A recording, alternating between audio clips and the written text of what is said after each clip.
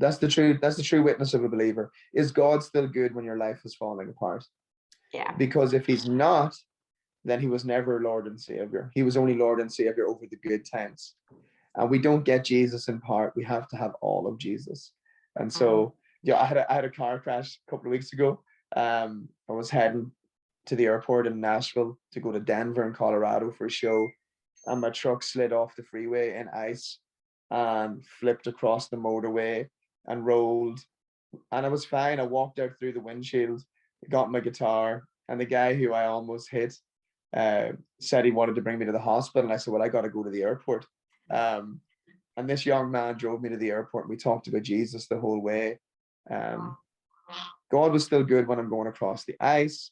God was still good when my life was falling apart many times.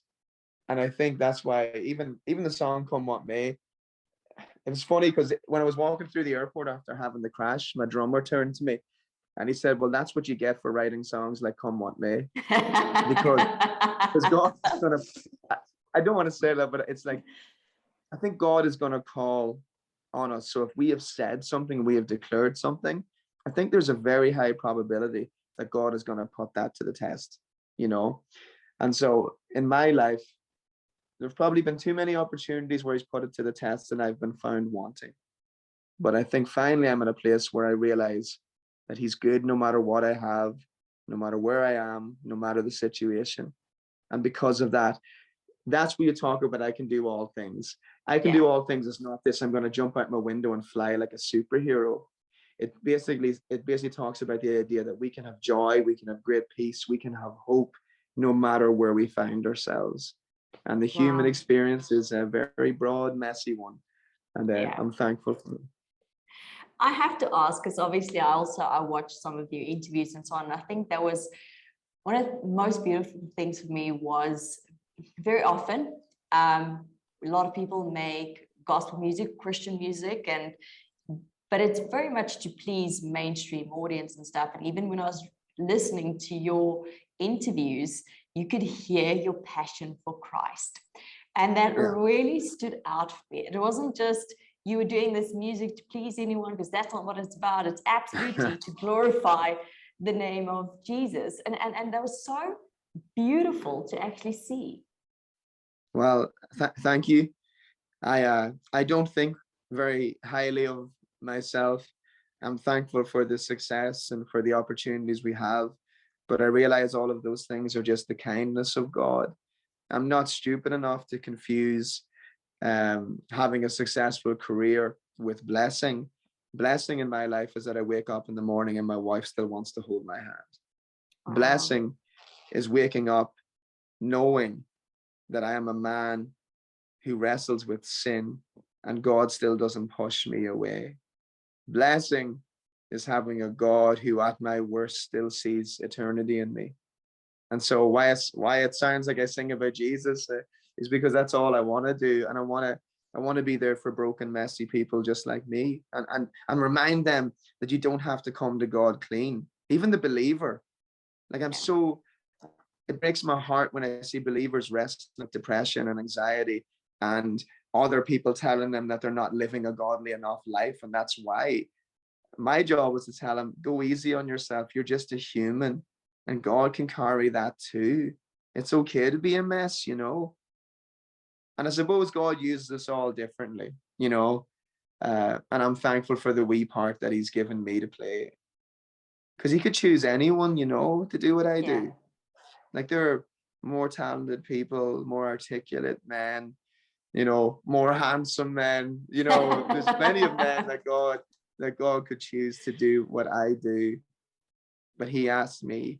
And so I get to say yes every day to that. Sorry, one more thing. Isn't it amazing that it only takes a couple of yeses? We can spend a lifetime of no's to God, saying no, no, no. And then a couple of yeses, the kindness of God just flows. And I see it every day in my life. I will mess up today, guaranteed. But guaranteed tonight when I lay my head down, the King will still be with me. He'll be close because he's fond of me and you. Amen. Wow, that's beautiful. I do want to ask because I read such a beautiful thing about your wife, Heidi, and how she Hmm. was part of leading you to Christ. Don't you want to share a bit of Yeah. that story with me? Yeah, well, it's a very long story over many years. We just celebrated last week 23 years since I met Heidi.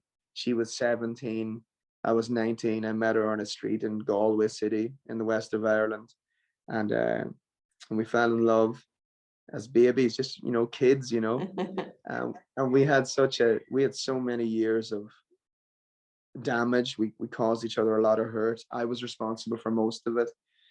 I was an atheist. I was a very angry, violent, adulterous man, you know, which always surprises me because I grew up with such a lovely family, wonderful parents, great family. But men can't keep themselves. It's only God can keep us from ourselves. And Yeah. so, anyways, the years went on. My wife Heidi had been wrestling with an eating disorder, anorexia nervosa, um, wrestling with the fallout from a father who she loved and actually who I loved as well. He was a lovely man, but he had wrestled with alcoholism and eventually took his life. Um, and somewhere when I was in America many years ago in 2003, I was playing in like a terrible screamo rock band. Um, it wasn't terrible. It was not terrible. That's what I was doing. And she had this incredible encounter with God who, you hear people that they meet Jesus and then they're transformed like Yeah. immediately. That happened to her. It Wow. didn't happen to me in the same way because it's different. Everyone's journey is very different. And there was something very alluring about her transformation. I could see joy in her and hope in her and just this a desire to live. And I didn't have that at the time, but I started going to church with her. And long story short, I came to Jesus because I eventually recognized that God was real, that I was a sinner and that I was dead, like I was dying in my sin. And I caused so much damage in my life to many people. But the cool thing is I came to Jesus out of fear. I was afraid of him. And so I should have been. And he is holy. Bear in Yeah. mind, if we were to even look upon the face of the Lord without the holiness of Christ in us, we would fall dead. I think sometimes we forget about that. But I stay with Jesus because one day after we got married, I told my wife all the things that I'd ever done. Um, and I waited for her to reject me, but she didn't. In that moment, she became just the very imitation of Jesus. And she put her arms around me and she said, I forgive you, Darren, and I love Wow. you. And she kissed me. And I still remember to this day, that is the moment that I fell in love with Jesus. You see, you can have Wow. all the scripture and all the theology and all the teaching and secondhand, forms of faith that other people give you. But until a human being actually really demonstrates the love of Jesus, it's difficult to grasp it. And grasp it, I have. Now, have I messed it up? I have. I've messed it. Oh, dude, I've messed it up so bad so many times. But it's that continual graciousness and forgiveness and kindness of my wife, my kids, the people around me, and at the utmost of God, that keeps me going. If it Wow. wasn't for mercy, I wouldn't be here. If it wasn't for grace, I wouldn't be here. And if it wasn't for Jesus nailed to a tree naked, while I was doing everything in my life that I shouldn't have done, I wouldn't be here. So I know who I belong to. I know who's bought me. But I'm still a man. I'm still a human. And until glory, it's going to be a wrestling match with flesh and blood and principalities and powers. But I feel like I'm at least in the match at the moment. Oh, that's beautiful. Darren, you mentioned your family. You said you had a beautiful family and you obviously grew up in Ireland and then later on moved to the States. Was that a Yeah. difficult move for you? Horrendous. It was horrific. I I love my family in Ireland. My mom and dad are getting a bit older. They're in their mid 70s. We have a beautiful cottage built in the 1800s in the mountains. Mm. It's off grid, and we have 12 acres of woodland and forest that back Oh, onto national wow. forest. And so when leaving Ireland and the people I love the most to come here was the hardest thing we've ever done as a family. Sometimes people forget that the artists that they hear, people like us, and even guys like the Ren Collective guys, if you know the Ren boys and Yeah. girls, there's a cost to doing what we do. And that Yeah. cost is that we're to leave the people we love the most, to go to a community that we don't know. And honestly, today, 7 years later, 8 years later, I still feel like a stranger in the promised land. You Okay. know, like the American people are so kind and so generous, and there's so much power in what they do. But you know what I am? I'm still a farmer. I'm just a man that wants to be out. People will never understand it here. But in Ireland, we have a thing called soft days, where the rain falls so soft on your face that you can barely feel it and you don't get wet, right? Oh, wow. And the air tastes so fresh. And when I'm standing outside my cottage, looking up this tiny little lane, tree-lined lane, and there's mountains on either side, Jesus is so present. And I started crying. And like, I have so much to be thankful for. I'm a privileged man. Like, I'm a privileged man. I live in this big old American suburb in a 3,000 square foot house, but I don't need any of it. I don't need any of it. And so it's cost me and my wee family to be here. So, so very much. But we told Jesus that when he rescued us, we said, we'll go anywhere, God. We'll follow you wherever you want us to go. And like I said earlier, he's held me to that promise. So be careful what you say to Jesus, because he's going to come looking for the account to be paid. Yeah, absolutely. I actually heard a beautiful story where you explained about your dad buying you your first guitar. Yeah. Yeah. I told some college students this last night. It's funny because I have a life where, every night I'm playing music for thousands of people in arenas all across America and the world. And I got asked to go up to a university last night and just speak to 300 athletes at a university. And it was really cool. I was really excited because I wasn't getting paid for it. There was nothing in it for me. It was just an opportunity to evangelize.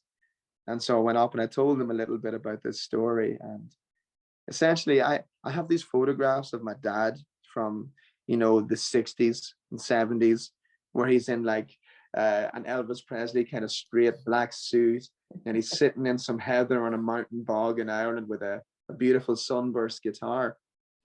And my memories of my dad growing up, I never saw him with a guitar. I never saw him playing a guitar. I didn't even know he could.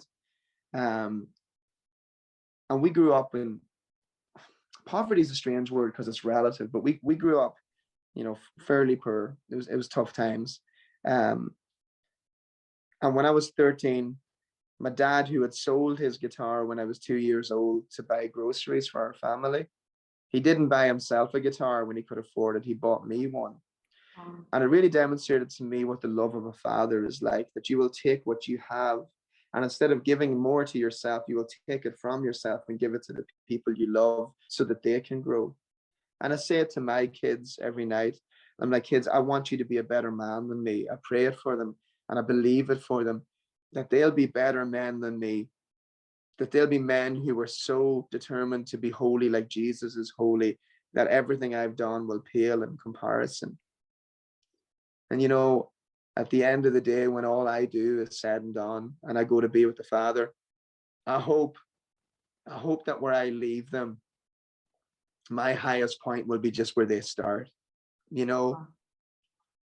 And I think that's what fathers need. And I'm not a perfect daddy. I mess up there so badly too. But I have a dad who, even though he didn't know Jesus, had the love of God in him. And I had the great honor then, about 10 years ago, of leading my mom and dad both back to Jesus. And it's just so funny, the kindness of God.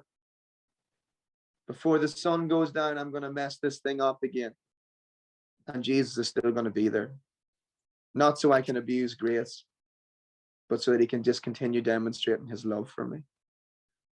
Wow, what a beautiful, absolutely beautiful testimony. I do want to ask you, because you speak obviously passionately also about your own children, and as a band, you often go on tour. How do you deal with that, being away from your family? I suppose you get used to it. It's hard. Like the hardest part for me, I think, is the leaving and the returning. So when you're leaving them, it's very hard emotionally, especially my youngest, my 3-year-old boy, River. You know, he'll say to me, say, Daddy, you going to work? You going to tell people about Jesus? I'll say, yes, I am. And I'll say it's not because I don't love you more than them. Or I said it's because we're called to go. We're called to put others first. And then I'll go. And then the coming home is really hard because I have an incredible wife who homeschools her kids, and she has her routines, and I'll come home and I'll be honest, I feel like a stranger in my own house for the first couple of days because they're living their lives, they're surviving. Yeah. And surviving is the word. Just like we've sacrificed the people we love in Ireland, my wife has had to sacrifice having a husband many times. And so many times she lives like a single mother. That's the truth. And I think sometimes Christian artists dress that up and we say things like, oh, no, it's not. The truth is she holds this family together and she allows me to do the work that we've been called to. I have missed so many daddy-daughter dances, so many birthdays,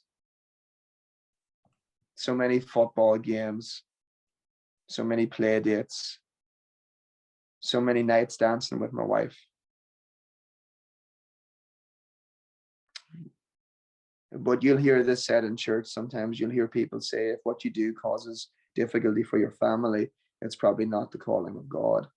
I would argue that that is a lie, and that the scriptures make it very clear that the gospel is going to cost us. And it has cost us. But we're good. We love each other. We have each other's backs. My kids all walk with the Lord. In spite of me, they walk with the Lord. Do you know? And it's the kindness of God. So when I'm gone, he fathers, he husbands, he does the whole thing.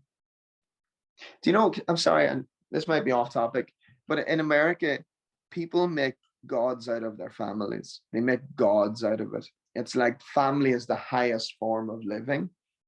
Okay. And I'm sorry, but the order is incorrect. It is the king first, and the king always first. Then it is our families. Now, do I believe families should die on the altar of ministry? No, I do not. If me and my wife were struggling or we were going to separate, I would give up what I'm doing in a heartbeat. But there's a way to do it healthy, and we found a healthy balance at doing it. Long story short, it hurts, though. It really hurts sometimes. Yeah, absolutely. But when you're seeing prostitutes come to Jesus, and you're seeing people who've been abused all of their life finding hope and restoration and forgiveness. You think about Jesus going to the cross. He went to the cross because of the joy that was set before him. The prize that was set before him. And the prize was reconciliation for his children to the Father through his death and resurrection. If he can go to the cross thinking about the joy is set before him, the least I can do is go and sing some songs about the goodness of God and miss some birthdays with my kids. Wow. That really is incredible. At the start of our conversation, you mentioned Come What May. Obviously, a new song that's out and it's done really incredibly well. And I have to tell you, the first time I heard that song, it was like on repeat because it's such a triumphant song. I think that's how I would explain it. Because, I mean, even the lyrics, we say, in every high and every low, and it's kind of like no matter what goes on in your life, because there will be tough times and it's tough for the world at points sometimes, but no matter what, come what may, I rest in the arms of Jesus. And I just thought it was so profound, and it really is. Like when I'm having an off day and I'll like blast it, just like say, repeat that to myself again. Why did you write it? For exactly that reason. I wanted to give people an anthem. Sometimes I think we stand in church and we sing like choir mice, sometimes singing these very gentle love songs to Jesus, and they're beautiful too. But I wanted a song that men and women could throw their hands up in the air, and in the middle of all of their disappointment and heartbreak. Yeah. that they could throw their hands up and say, you know what, whatever it is, come what may, I know who I've believed and who has believed in me. And there's something too that's paradoxical because it's a very rowdy song. And then it has this really gentle bridge. And the bridge came about because I was in the house that morning. My wife said, what about Psalm 23? You should put that in a song. I very rarely quote scripture directly because it's very holy and my songs are never holy enough. but it fit this song so perfectly. And so you have when you're at our show and you see the people just triumphantly throwing their fists in the air at the devil, saying, "Come what may," you know. And then it gets to that bridge, and you see them go, "The Lord is my shepherd; I shall not want." And every time I sing that, all I can think about is those pastures back home in Ireland, you know. And there's a place down by my cottage in Ireland. It's a little green grass place surrounded by these beautiful broadleaf trees, and there's a river that runs down through the middle of it. And it's Psalm 23 for me. He's there. He's there as sure as he's here with me and you now. I understand that. But in Ireland, we have a thing called thin places where heaven and earth seem closer. You know, the Native Americans have those too. And for me, the bridge on that song is a thin place. Wow. You went into darkness. I know. I'm like, why did my light go off? Just give me 1 second to just move into the light. It's like You're grand.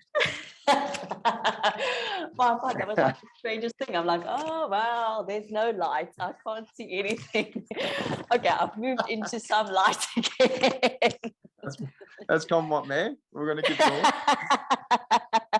I suppose it's because there's no one at work normally. There's one presenter on air at this time, and then there's no one else. And I think they forget, so lights just go off. But also, I was like, is that load shedding, or did someone switch off the light? Oh, my apologies. Darren, I wanted to know, so because you've got so many things, beautiful, absolutely beautiful songs. You have one song also on your album, Wholehearted, that just describes who God is so beautifully. I think you sing it with Josh Baldwin, and it is such a beautiful song in your description about who God is, and someone can just relate to that and so on. And I wanted to know, do you have like a personal favorite? So if you look back over your career and all the ones that you've done, do you have a personal favorite? I mean, that must be hard. It's hard, you know, because I kind of like my children. You know, it depends on the day of the week. At the moment, it actually is God You Are. And really strangely, that song, I didn't want to put it on the album. I was going to cut it from the record. But it's actually going to be our next single. It is the first song that We Are Masters have ever played live that, you know, people have never heard even before the record was released. That you just start seeing people stand and throw their hands in the air, and just there's an emotional response to it which is immediate. That song I wrote with it was actually Phil Wickham. Me and my guitar player Kyle wrote that with Phil out at his house in San Diego. And I remember that morning feeling absolutely wretched in my sin. Like one of those mornings where you just can barely look at yourself because you know you were a donkey. It was one of those mornings. And Phil sits down at the piano, Kyle's at his guitar, and I'm sitting there. And I said, I just want to talk about the goodness of God. That's it. And so I remembered the first line says, when I was young, you called my name. I tried to run, but still you came. And you stepped into the dark because that's just the kind of God you are. Yeah. And it had me. But when it came to the album, then I chickened out. I'm like, this doesn't sound like We Are Messengers. It's, you know, it's almost too vertical and too church congregational worshipy sounding. And it's exactly what we needed. So right now, that's my favorite. Very quickly, my second favorite is probably a song called Maybe It's Okay. And it was the song that we wrote for people that wrestle with depression and mental health, to allow them to start out by being honest in their journey and saying, I'm not okay. We don't want them to build houses there, but the starting place of being well is admitting you need help. And so Yeah. that song, when we get to glory, we're going to meet a lot of people who didn't kill themselves because that song was there at the right moment. And we've met them already, many of them. Yes. Good music should transform lives. Good stories should change the world, especially those that are authored by Holy Spirit. Yeah. You also, the other song I think that does the same for me is The Image of God. And I also, once again, listened to your description of it, and I thought it was so beautiful because you said so profoundly in that we find our value in Jesus. And I think we so often and so quickly forget that. And we so quickly, transform to what the world expects of us or wants from us or wants us to be. And eventually we completely lose ourselves and we lose our own value, and we forget just how much God thinks of us, how much he loves us, how he created you absolutely perfect for something specific. And so that to me was such a beautiful song too, because that to me spoke about the same thing. And I think so many people struggle with that.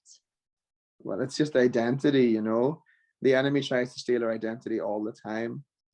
When we give it to him too easily, we give it to him when we commit adultery, we give it to him when we become obsessed with our careers and our jobs.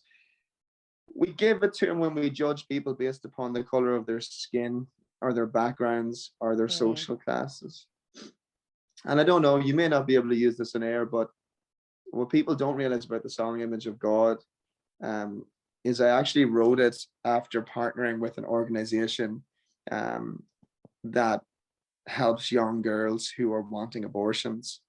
And we help those young girls make a healthier choice. We hope that they'll keep their children. We hope that those children will be raised by those young girls. And if not, we'll help provide foster care and adoption. I realized that we have a lot of people who are very opinionated about issues, but don't want to get into the weeds of it. So Christians tend to say things like abortion is wrong.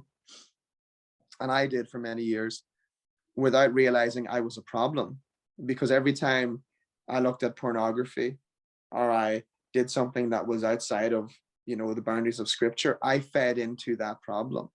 I was the cause of it in many ways. And so if I was the cause of a problem, I should certainly help be the solution. And so we believe it's important for the body to love women, to love their children, to provide our finances, time, our resources, our energy, to help them make healthy choices. And so, Image of God, when I'm standing outside an abortion clinic and I'm talking to a young lady, all I can tell her is, what you are is you're beautiful. You're fearfully, wonderfully made. And we're going to help you whatever it takes. I get a lot of abuse for that. I get in a lot of trouble for that position, but I believe that Jesus is there. He stands with the most vulnerable. He stands with those that feel they have no choice. And he says, I'm the way, I'm the truth, I'm the life. But we have to put actions to our words. We have to put our money where our mouths are. And we have to love the lost and the least, because I was and am can be one of those. Oh, that's beautifully said. Darren, if you're not making music, what do you do in your spare time? I climb hills and mountains. I play football with my brothers when I'm home in Ireland. I like tennis. I eat a lot of food. I try and not get fat. I read. I like to read. And I love to play guitar. You see, long before I was a recording artist, I would sit in my sunroom back home in Ireland and just tell Jesus how much I loved him with a guitar. And I do that every day still. Songs the world will never hear, but it's just me and him chatting, Yeah, I'm a very, very, lucky's not the word, but I'm a very privileged human being to get to do something I love every day. That's beautiful. I didn't get to ask you, how did you and the rest of the band members actually decide, okay, cool, we are forming, we are Messengers? Did you guys know each other for long? Are they American? No. Are they also Irish? Yeah, no, see, that, and again, it's another long story. Irish people only have long stories. My my wife was instrumental in all of this again. So when she introduced me to Jesus in 2007, I stopped playing music. I sold all my guitars because I assumed that all of that stuff had led me into a very sinful life, um, which was so stupid. What led me into a sinful life was never a guitar, it was myself. I loved my sin. That was the truth. Um, but about a year after that, some friends had asked us, they were going to do a little youth mission in Monaghan, our hometown, which is like 5,000 people. That's the big city.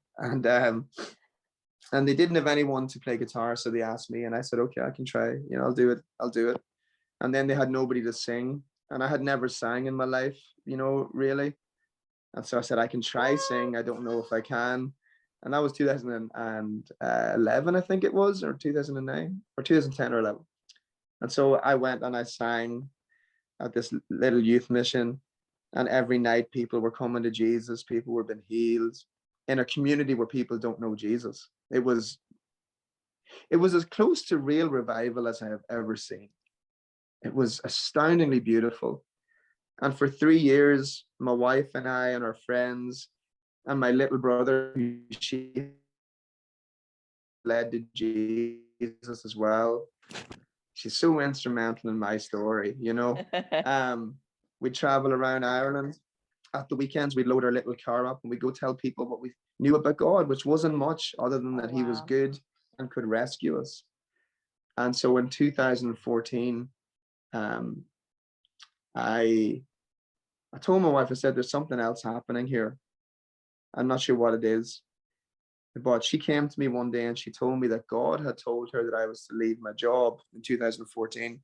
And I was working managing homes for kids with intellectual disabilities. I have a postgrad in child and adolescent mental health. Wow. And I love kids who have been through the mill, who've been through the foster system, and who have wrestled with their own disabilities. I was really passionate about it, still am.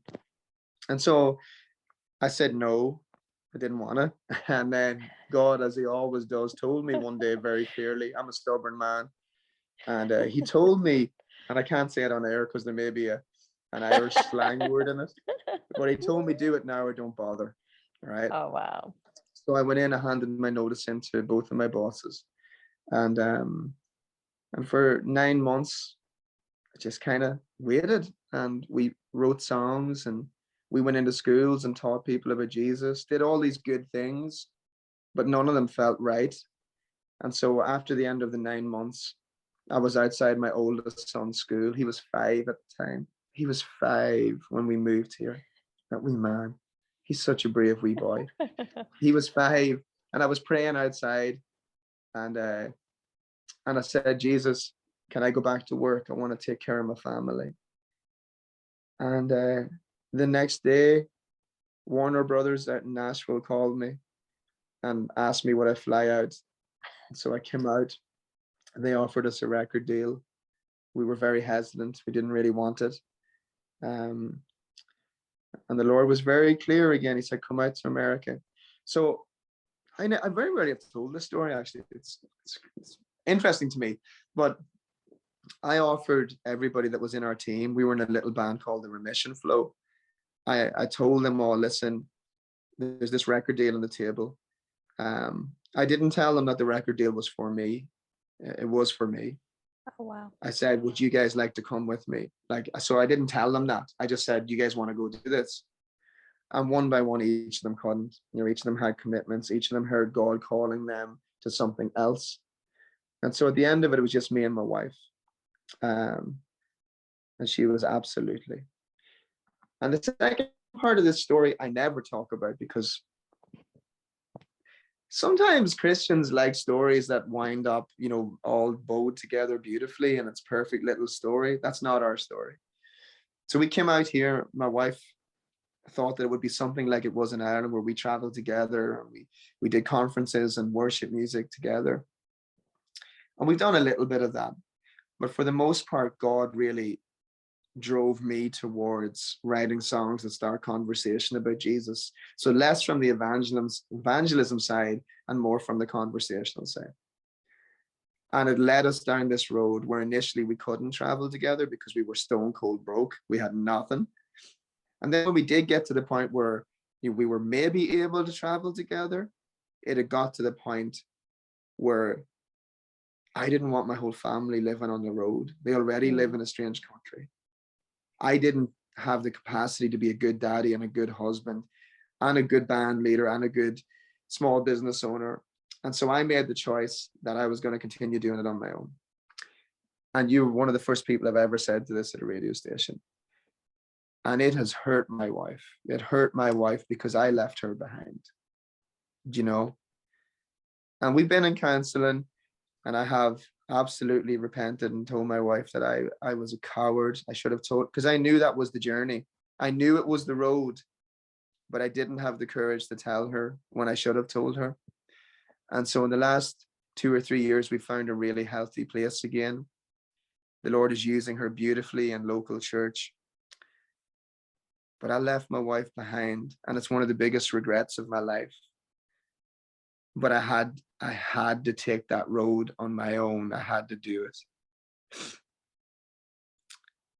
And still she stays and loves me and loves us well and loves the church. Do you know, every night before I leave, some mornings I'm leaving at like 3 a.m. catching flights somewhere. No matter if she's in the deepest sleep, she'll wake up and she'll pull me close and she'll kiss my cheek and she'll pray that God would use me. Because she's been with Jesus. So our journey's never been easy. Never been easy, but it's okay. Life is messy. And God is working all things together for the good of those who love him and are called according to his plan and purposes. This new record, the Wholehearted record, is the album I always wanted to make, you know. And my wife asked me one day, you know, she said, do you think this is the last record you'll ever make? And I said, I don't know. I said, but if I did, I would be happy that this is the one I made. Wow. See, I don't need We Are Messengers, and I don't need a career. I don't need any of that. I love music. I love melody. I love stories, but I'll do them whether they're paying me a ridiculous amount of money or whether I'm doing it looking at my window at the trees. That's just in me. And I'm proud of my wee family. I'm proud of my wife and my kids for the sacrifices that they have made. And the Lord honors them every day of the week, in the good and in the bad. Yeah, I'm a complicated man. You know, I really am. I think it is so beautiful. And I said it at the start and I meant it. And I think it is so beautiful how you speak that, yes, you're passionate about music and you love it and you'll do it no matter what, but there's something bigger and more important in your life, and that's Jesus. And your whole testimony and how you speak about your wife and family and how honest and open you are about struggles you've been through and where you're at now, and how every day we fall and we get back up again by the grace of God and we try again. And I just think I so respect you for sharing that and being that person where you have this platform to share and you're using it for the good of God. And I think that's such a beautiful thing. And I actually just want to thank you for that. Oh, thank you. And thank you for a really sweet interview. Something very freeing to talk to folks, you know, overseas again. Sometimes it's just easier to be yourself with people who, I don't know, don't have preconceived expectations of who you are or what you do, you know. So you've made this really, really easy. And I pray that, you know, when your listeners hear it, that it'll be another part of them in their wee journey with Jesus. And the only reason I tell the truth is because nobody gets well when you're lying, you know. And so I don't care if I embarrass myself or whatever sometimes. I hid enough from my life. I hid enough from myself. No more hiding. You know, no more hiding. Wow. That's beautiful. Darren, if you do carry on with music and there's another album and borders open up, I do there hope will be. South Africa is I'm already right writing here on for a this new one. list. Then South Africa must be on that list. We want you here. I really want to come this. We were supposed to go down to Australia a couple of years ago before pandemic hit, and it fell through because of the pandemic. And our Yes. plan was to come via South Africa. So I would love. We'll do it. If anyone wants us, if you know anybody in South Africa that wants us to come, we'll come. That's not an issue. So we're doing some European dates in the summer. Yeah, I will gladly come to South Africa. You'll have to connect us with somebody because I don't know who does shows over there. So we'll be ready. That's fantastic news. My head is spinning. I'm going to see who I can get. Good.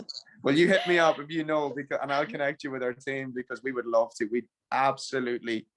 I'm telling you now, if we can do it and we can just break even, and I can pay my team, we'll come. I don't need anything. I just want to go where the Lord wants us. All right.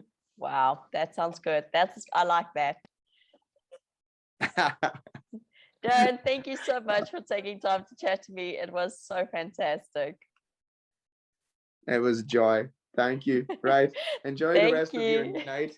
Be safe. All right. Thank you. I will. Thanks, Darren. Okay. Cheers. Bye. Bye.